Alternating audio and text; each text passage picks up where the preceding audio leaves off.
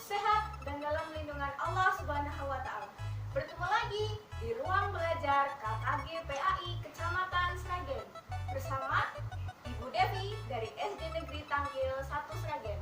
Dalam pertemuan kali ini kita akan membahas materi kelas 3 bab 6 tentang kisah Nabi Yusuf alaihissalam dan Nabi Syuaib alaihissalam. Yuk kita simak. Pertama, Ibu Guru akan membahas tentang kisah Nabi Yusuf alaihissalam. Tentang Nabi Yusuf alaihissalam.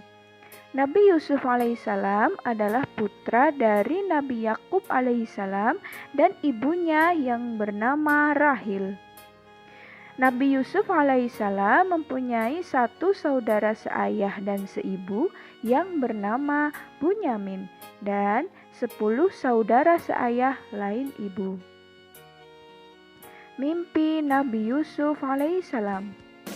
Nabi Yusuf alaihissalam ketika remaja pernah bermimpi bahwa dia melihat 11 bintang, bulan, dan matahari sedang bersujud kepadanya, yang berarti bahwa Nabi Yusuf alaihissalam akan menjadi orang yang berkedudukan tinggi dan dihormati di sisi manusia.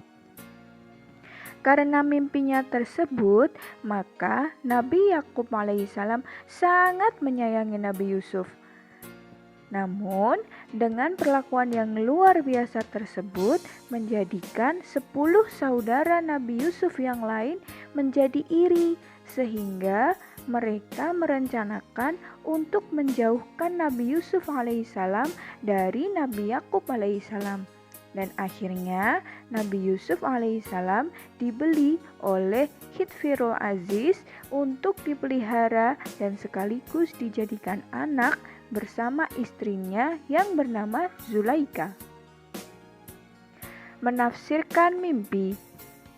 Karena ketampanannya, Nabi Yusuf alaihissalam disukai oleh ibu angkatnya dan Nabi Yusuf dituduh sebagai biang keladi kerusuhan di istana.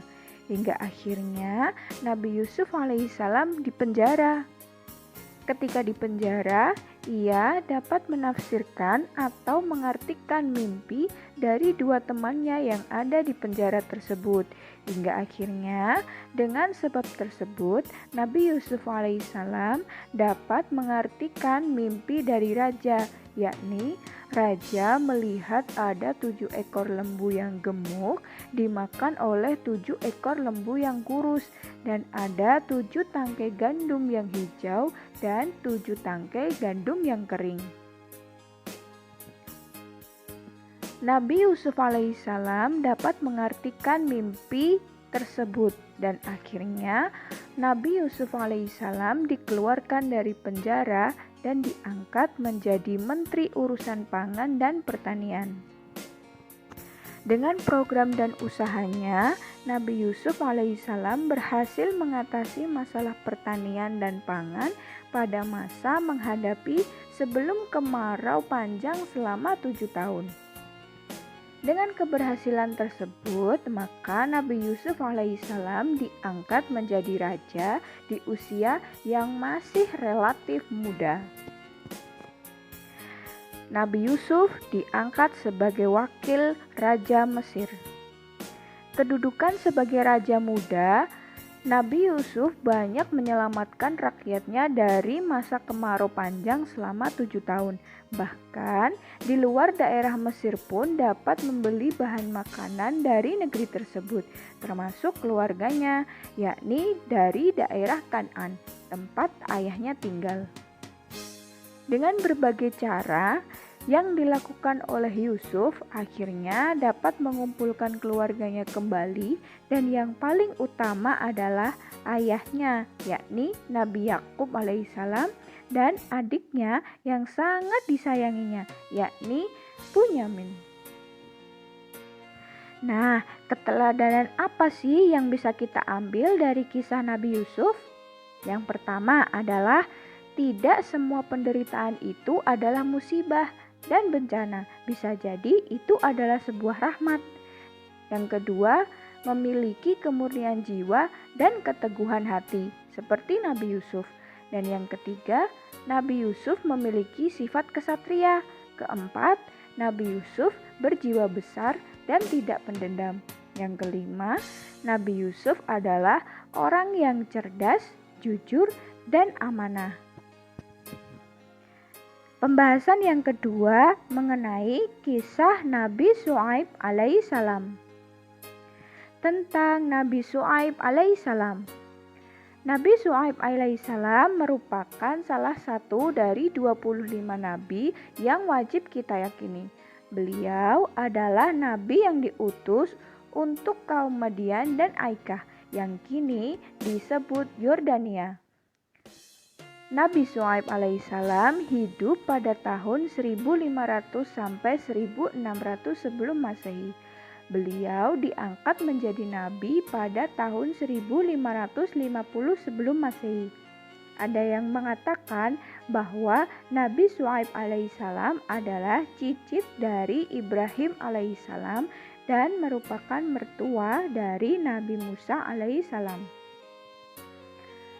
Nah, Nabi Syuaib alaihissalam juga mempunyai mukjizat. Yang pertama, kepandaian yang melebihi rata-rata dari kaumnya.